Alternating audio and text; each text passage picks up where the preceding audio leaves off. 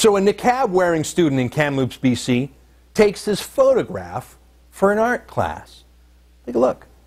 Which is sort of weird in itself, but, you know, whatever. I think anyone who wears a mask when it's not Halloween is pretty weird if they're a grown-up. I mean, we're not in medieval times here. Women are equal to men, and the niqab, or the full ninja, as I call it, is basically the destruction of women as individuals. It turns them into chattel, into objects, not real persons, which is pretty much the status in Saudi Arabia. So yeah, I'm not surprised a young woman in Canada would be working through some issues through her art. But here's the thing, a bunch of Saudi students over there at Thompson Rivers University in Kamloops, apparently there's a bunch of Saudi students there. Apparently Canada still lets in thousands of Saudi exchange students even after 9/11, when 15 out of 19 hijackers were Saudis. Anyways, I guess we still do that. A bunch of Saudi students didn't like the poster and had it ripped down here in Canada. And who was behind this act of censorship? Why, the Saudi dictatorship itself. Apparently the dictatorship of Saudi Arabia funds a little cell of activists right there in Kamloops, in the BC interior. Seriously, they pay a provocateur to run something called the Saudi Education Center.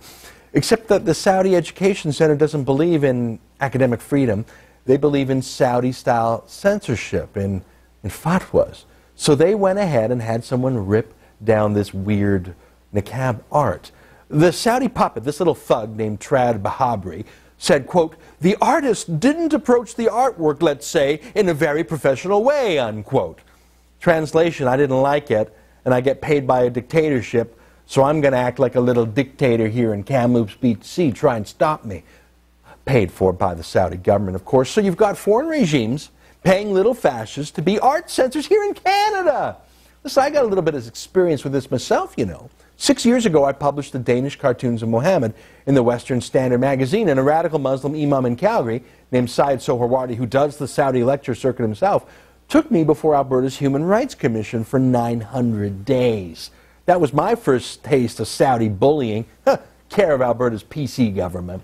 Anyways, just last year, when my little group, ethicaloil.org, ran this TV ad comparing how we treat women in Canada, where we make ethical oil compared to how the Saudis make conflict oil and how they treat women, well, the Saudi dictators hired one of the world's largest law firms, called Norton Rose, to bully Canadian TV stations into not running the ads. They even threatened us here.